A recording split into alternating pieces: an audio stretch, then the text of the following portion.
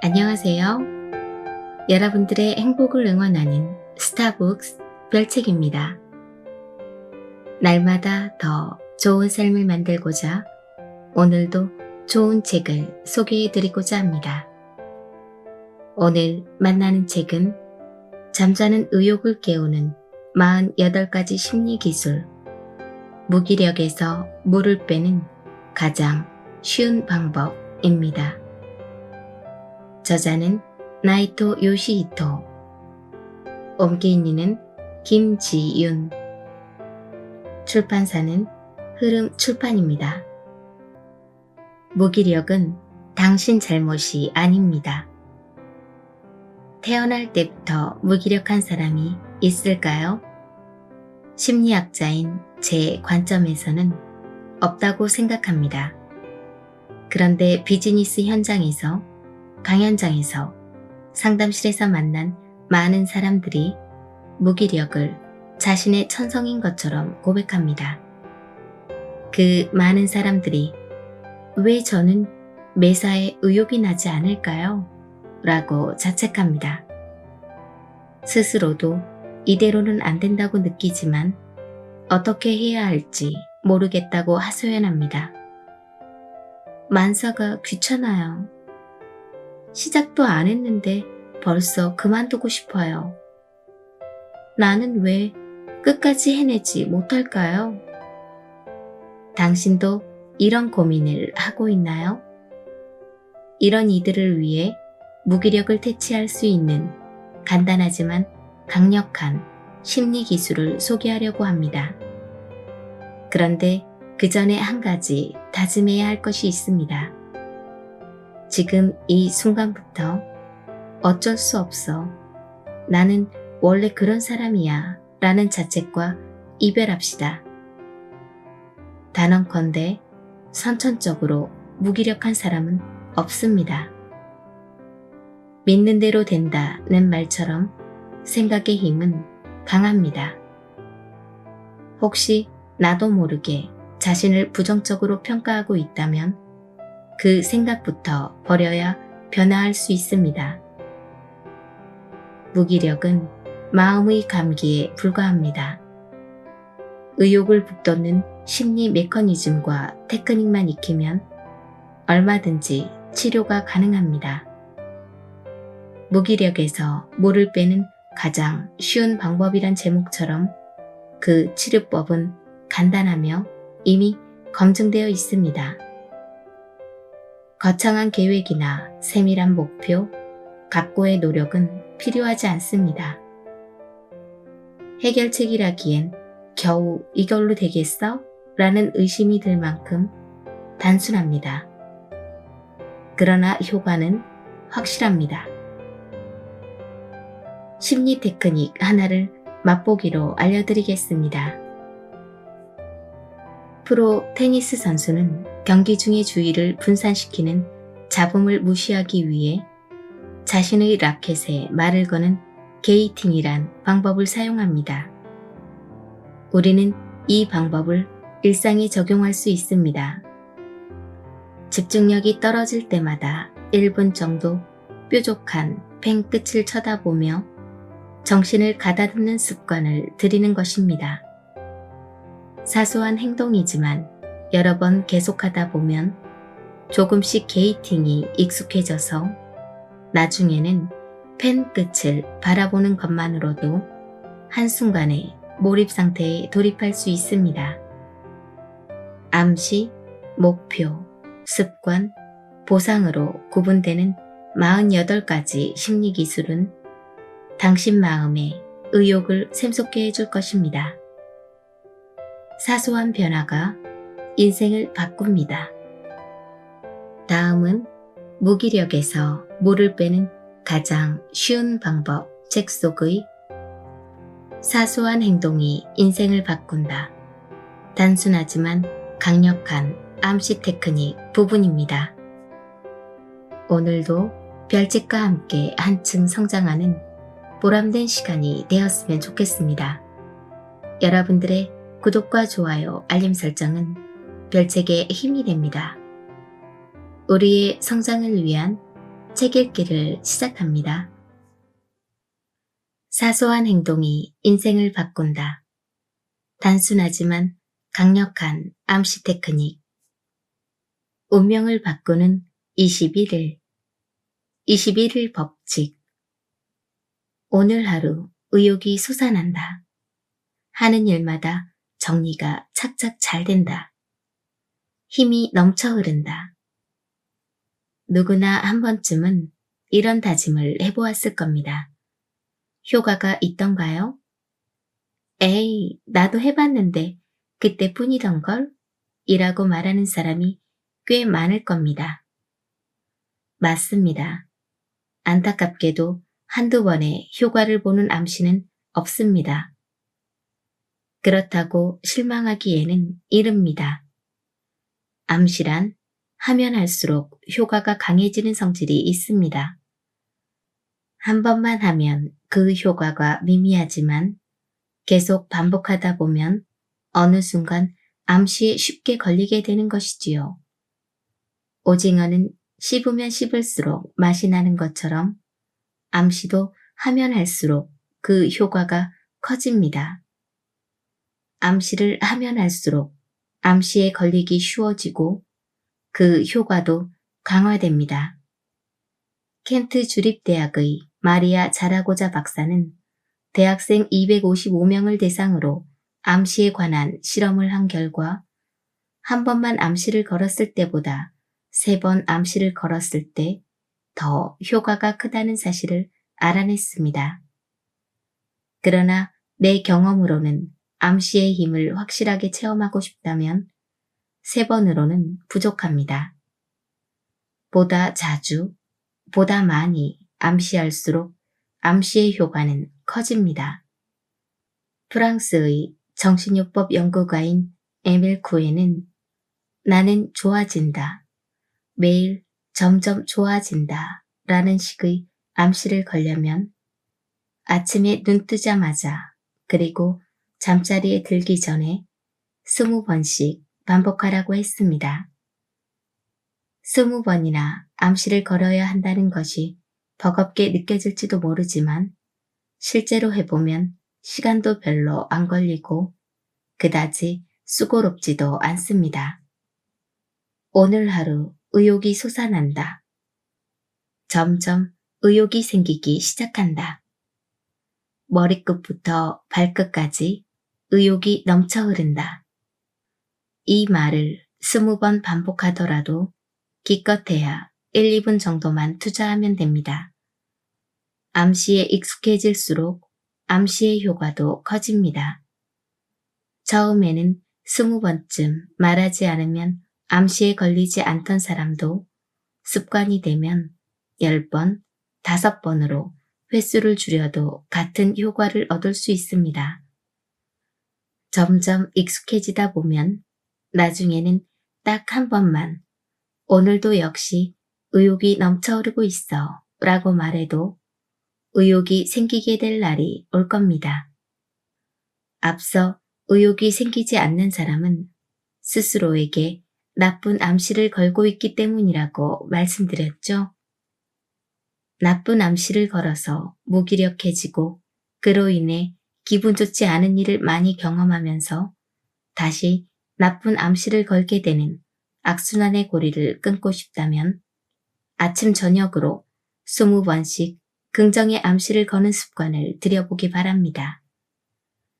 그 효과가 바로 나타나지 않더라도 긍정적인 믿음을 갖고 계속하는 자세가 무엇보다 중요합니다. 21일의 법칙을 들어보셨나요? 어떤 행동이 뇌와 몸에 습관으로 정착하기 위해서는 대략 21일 정도의 시간이 필요합니다. 꼭 21일이라는 숫자에 얽매일 필요는 없습니다. 이 정도 기간 동안 노력하는 것이 필요하다는 뜻으로 받아들이면 충분합니다. 하루 1, 2분 정도라도 좋습니다. 긍정의 암시를 21일 동안 아침 저녁으로 되뇌어 봅시다. 아침 저녁으로 나는 의욕이 넘치는 사람이다 라고 외치기만 해도 충분히 의욕적인 사람으로 변신할 수 있습니다. 암시는 심리를, 심리는 신체를 바꾼다. 플라세보 효과.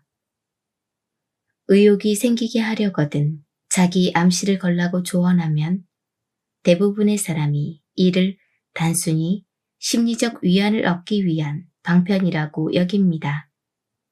그런데 이는 잘못된 생각입니다. 암시는 정신적인 부분에만 영향을 주는 것이 아니라 반드시 신체 반응을 동반합니다. 예를 들어 장미 꽃가루에 천식 발작을 일으키는 사람에게 이제 당신에게 장미꽃 다발을 건넬 겁니다. 라고 말하며 장미꽃 좋아 한 다발을 건네면 그것만으로도 발작을 일으키는 경우가 있습니다. 좋아이기 때문에 꽃가루가 있을 리 없는데 우리의 뇌가 장미다 라고 인식하는 것만으로도 몸이 이에 반응하는 것이지요. 드문 경우지만 지금 당신 손등에 담뱃불을 댈 겁니다. 라고 암시를 걸고 펜으로 손등을 눌렀더니 펜으로 누른 부분에 화상 자국이 생겼다는 보고도 있습니다. 우리의 뇌가 누군가 내 손등을 담뱃불로 짓눌렀다고 생각만 해도 신체가 실제로 화상을 입은 증상을 일으킨 것이지요. 암시의 효과는 정신적인 부분에 국한되지 않습니다. 이제 의욕이 샘솟는다라는 암시를 걸면 의욕을 끌어내는 호르몬인 테스토스테론이 분비되어서 신체적으로도 의욕 넘치는 상태가 됩니다. 암시를 받은 뒤 약을 복용하면 어떨까요? 아무런 효과가 없는 약이라도 이 약은 잘 듣는다 라고 믿고 먹으면 우리 신체가 이에 반응해서 병원체를 물리치는 경우가 있는데 이를 플라세보 효과라고 합니다. 암시가 막연한 자기 위안에 지나지 않는다면 플라세보 효과가 일어날 리 없겠지요. 일본에선 많은 회사가 아침 조회 시간에 모든 사원이 자리에 서서 오늘도 힘내자, 힘내자, 힘내자 등의 구호를 함께 외칩니다. 이는 사원들의 의욕을 부추기려는 암시 트레이닝의 일종이지요. 구시대적 방식이 아니냐고 웃어넘길 수도 있지만 의외로 상당한 효과가 있다는 연구 결과가 있습니다. 힘내자라고 말하면 우리 몸은 무의식 중에 힘을 내기 위한 준비를 시작합니다. 우리의 정신과 신체는 떼려야 뗄 수 없는 관계에 있기 때문에 정신적으로 힘내자고 생각하면 그 생각이 신체에 고스란히 반영되어서 좋은 영향을 줍니다. 이 책에서 계속 의욕이 없으면 우선 생각부터 바꿔라 라고 조언하는 것 또한 그냥 하는 말이 아닙니다. 짜증난다거나 하기 싫다고 생각하면 정말로 몸이 무거워지고 일도 좀처럼 진척되지 않습니다. 긍정적인 암시로 마음에 힘을 불어넣어야 합니다. 그러면 신기할 정도로 몸이 가벼워지고 일도 술술 잘 풀릴 겁니다. 강철 멘탈을 만드는 작은 행동, 루틴. 암시는 한 가지를 반복하다 보면 점점 암시에 쉽게 반응하는 재미있는 성질을 가지고 있습니다. 나는 아침에 고기를 먹으면 의욕이 생긴다라는 암시를 걸었다고 해서 다음날 바로 효과가 나타나는 건 아닙니다. 하지만 여러 번 같은 암시를 걸다 보면 어느새 고기를 한 조각이라도 먹으면 의욕이 일어나는 것을 느낄 수 있습니다. 심리학에서는 이를 두고 피암시성이 높아진다고 합니다. 다른 말로 동종작용이라고도 부릅니다. 암시에는 이 외에도 재미있는 성질이 더 있습니다. 어떤 종류의 암시를 잘 걸게 되면 다른 종류의 암시에도 쉽게 반응하게 됩니다. 이를 이종 반응이라고 합니다. 날마다 암시를 걸어서 고기를 먹으면 의욕이 생긴다는 암시에 쉽게 걸리게 됐다고 합시다. 그러면 다른 암시, 예를 들어 빨간 넥타이를 하면 절대로 지지 않는다거나 안경을 닦으면 집중력이 생긴다는 암시에도 보다 쉽게 반응하게 됩니다. 뭐든 좋으니 나만의 암시를 한 가지 정해봅시다. 아주 간단한 것이라도 상관없습니다. 어떤 암시든 당신이 정한 한 가지를 성공시키는 것이 중요합니다. 한번 성공하고 나면 암시의 수를 늘리는 것은 어렵지 않습니다. 익숙해지고 나면 잠깐 눈만 감고 있어도 암시를 통해 의욕을 끌어올릴 수 있게 몸과 마음이 변화합니다. 두세 번 눈만 깜빡여도 의욕이 생긴다니 말도 안 돼. 거짓말이라고요? 거짓말이 아닙니다. 하나의 암시를 철저하게 몸에 익히고 나면 간단한 동작이나 문장만으로도 쉽게 암시를 걸 수 있게 됩니다. 운동선수들은 이를 루틴이라고 부릅니다. 골프 황제 타이거 우즈는 임상심리학자 제이 브룬저에게 최면 암시 트레이닝을 받고서 흔들리지 않는 최고의 집중력을 갖게 되었다고 합니다. 타이거 우즈가 구체적으로 어떤 방법을 쓰는지는 공개된 바 없지만 골프 저널리스트인 존 안드리서니는 샷을 하기 전에 천천히 눈을 감고 다시 천천히 눈을 뜨는 동작을 두세 번 반복하는 것이 아닐까 하고 추측했습니다. 생각이나 말로 하는 것만으로는 암시의 효과를 볼 수 없다면 다양한 도구를 사용하거나 무언가를 먹는 등 구체적 행동이 동반되는 방법을 쓰는 것도 도움이 됩니다. 무엇이든 좋으니 일단 자신만의 루틴을 정해봅시다.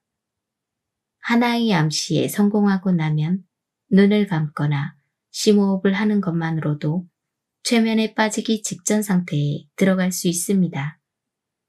처음에 하나의 암시를 성공시키는 일이 조금 힘들지 몰라도 첫 번째 암시에 성공하면 두 번째, 세 번째는 신기할 정도로 쉽게 익힐 수 있습니다.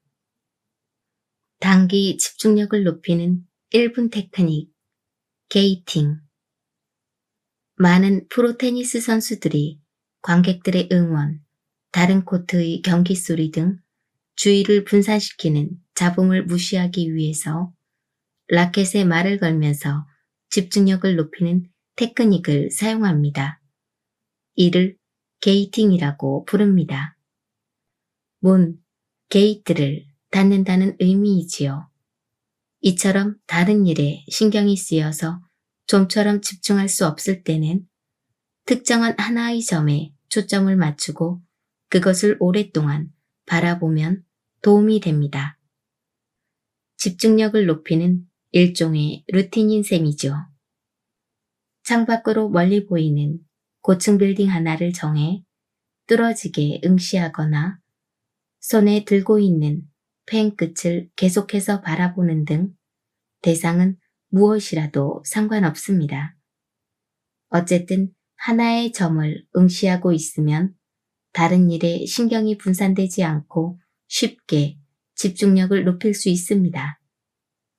누구나 한 번쯤 무언가에 집중해 본 경험이 있을 겁니다.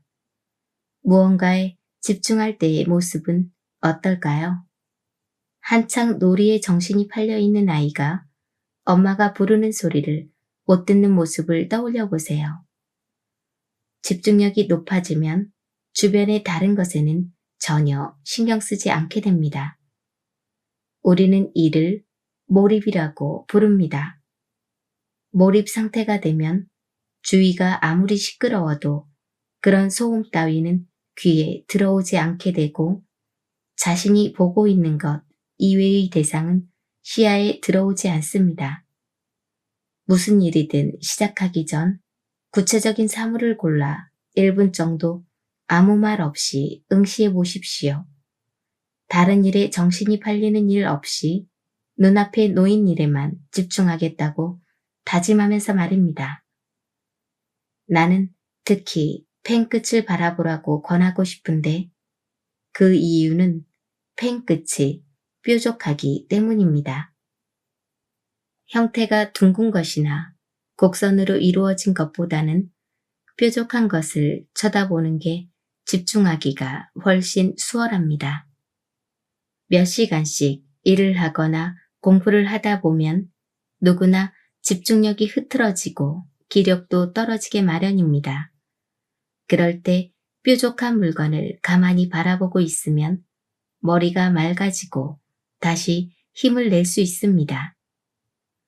게이팅 테크닉은 연습하면 할수록 쉽게 효과를 볼 수 있습니다.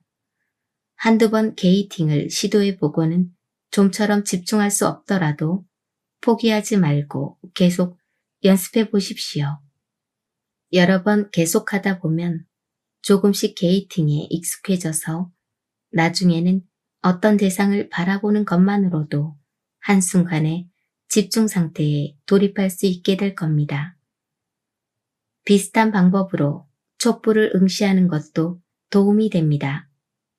주로 명상할 때 많이 사용하는 방법인데 촛불도 펜 끝과 마찬가지로 끝이 뾰족하기 때문에 쉽게 집중 상태에 들어가게 해줍니다.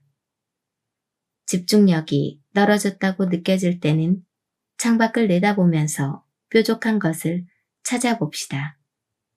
고층 건물도 좋고 잘 정돈된 가로수도 좋습니다. 그것을 1, 2분 정도 바라보고 있으면 집중력을 회복하는데 도움이 됩니다. 교감신경을 자극하는 빨간 힘, 파워 컬러. 의욕이 없는 사람에게는 빨간 팬티를 입어보라고 추천하고 싶습니다. 갑자기 속옷 이야기를 꺼내 어리둥절하겠지만 꼭 한번 시도해보기 바랍니다. 일본에서 불타오르는 투지라고 불리는 전 프로레슬러 안토니오 이노키는 항상 빨간 레슬링복과 빨간 머플러를 착용했던 것으로 유명합니다. 빨간색은 불타오르는 투지라는 그의 별명과도 가장 잘 어울리는 색입니다. 의욕을 불러일으킨다고 알려진 아드레날린이라는 호르몬이 있습니다. 아드레날린은 우리 몸의 부신에서 분비되는데 몸을 흥분 상태로 만들고 심박수를 늘려서 혈압을 상승시키는 역할을 합니다. 신체 활동을 활성화시키고 힘을 내려면 아드레날린을 분비시켜야 하는데 이때 붉은색 물건을 착용하면 효과가 있다고 합니다. 붉은색이 교감신경을 자극해서 아드레날린 분비를 돕기 때문입니다. 그렇다고 매일같이 빨간 재킷을 입거나 빨간 바지를 입으면 너무 눈에 띄겠지요. 평범한 일상을 사는 우리로선 안토니오 이노키처럼 하기 어렵습니다. 그러니 아쉬운 대로 속옷처럼 다른 사람들의 눈에 안 띄는 곳에 빨간색을 착용하는 것을 추천합니다. 그런데 왜 하필 빨간색을 권하는 걸까요? 빨간색은 용기를 주고 사람을 적극적으로 만드는 효과가 있습니다. 그래서 빨간색은 파워 컬러라고도 불립니다. 빨간색 옷을 입거나 물건을 가지고 다니면 왠지 모르게 자신이 강해진 것 같은 느낌이 들고 의욕도 절로 솟아납니다. 일본 전국시대의 무장인 다케다 신게는 병사들에게 빨간색 갑옷과 투구를 착용시킴으로써 무적의 기마대를 완성했다고 합니다. 빨간색은 상대를 심리적으로 위축시키는 효과도 있습니다. 도널드 트럼프 미국 대통령은 국빈을 맞이할 때 빨간 넥타이를 매는 것으로 유명합니다. 뉴스에 나오는 트럼프 대통령의 모습을 떠올려 보세요. 트레이드 마크처럼 그의 빨간색 넥타이가 생각날 겁니다. 이와 관련 트럼프는 빨간색 넥타이를 매면 자신은 당당하게 보이고 상대는 위축시킬 수 있기 때문이라고 말하기도 했습니다. 사업가들이 중요한 미팅을 할 때 착용하는 넥타이로 빨간색을 추천하는 경우가 많은데 이 역시 빨간색이 가진 힘 때문입니다. 빨간색이 가진 이와 같은 힘은 과학적으로도 증명된 바 있습니다. 클레이턴 주립대학의 낸시 스톤 교수는 빨간색 방과 파란색 방을 준비해서 피실험자들에게 각각의 방에서 동일한 작업을 하게 했습니다. 실험 결과 빨간색 방에서 일한 사람들의 작업량이 파란색 방에서 일한 사람들에 비해 많았습니다. 빨간색 속옷을 입는 것이 어색해서 시도하기 어렵다면 빨간색 펜을 사용하는 것을 추천합니다. 나는 메모를 할 때 항상 빨간색 볼펜을 사용합니다. 빨간색 펜을 쓸 때마다 자신도 모르게 힘내자라는 자기 암시를 거는 셈이죠. 대부분의 사람들이 무언가를 강조하고 싶을 때 빨간색을 사용하지만 나는 뭐든지 빨간색 펜으로 적습니다. 그러면 왠지 의욕이 솟아나는 듯한 느낌이 듭니다. 의욕이 생기지 않을 때를 대비해서 빨간색 물건을 몇 가지 준비해 두는 것도 좋은 방법입니다. 예를 들어 줄이 빨간색인 손목시계나 빨간색 서류철, 빨간색 필통, 빨간색 수첩 등을 준비해 두고 의욕이 생기지 않을 때마다 그런 소품들을 한동안 바라보는 것이지요.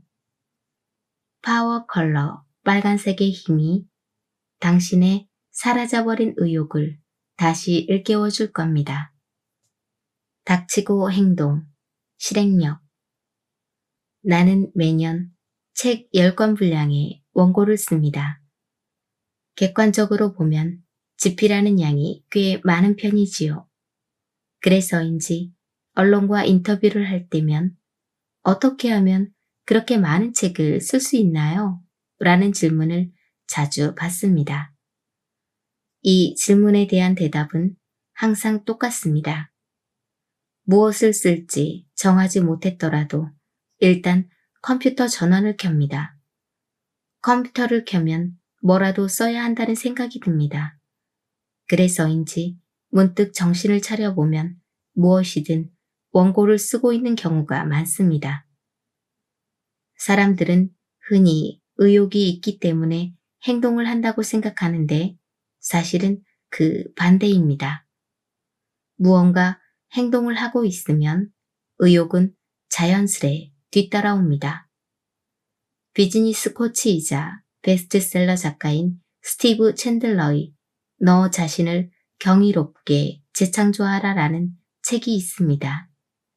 이 책에서 저자는 의욕은 나중에 얼마든지 따라오기 마련이라고 말합니다.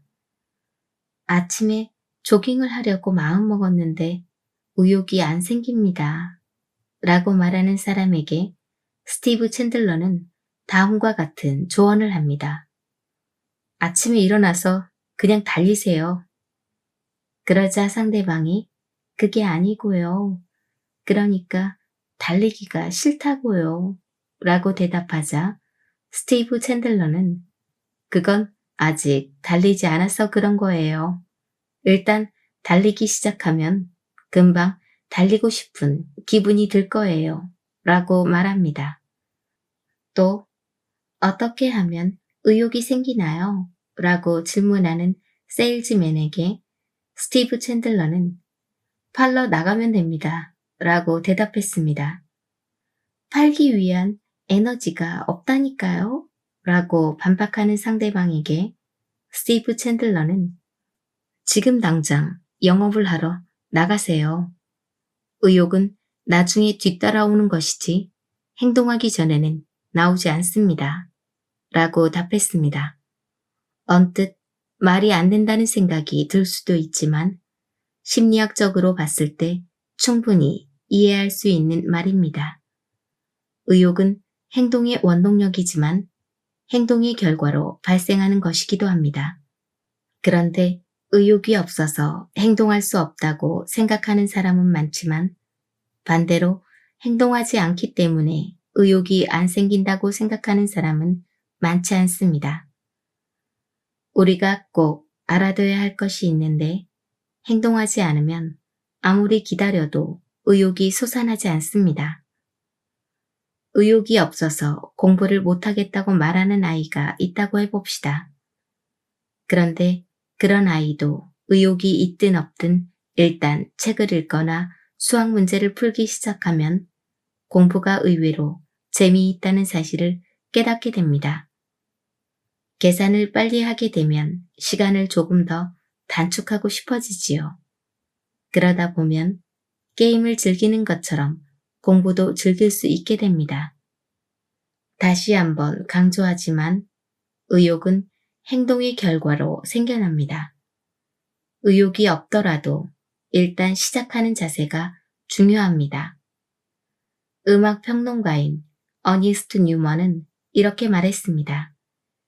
위대한 작곡가들은 의욕이 샘솟아서 작곡을 한 것이 아니다.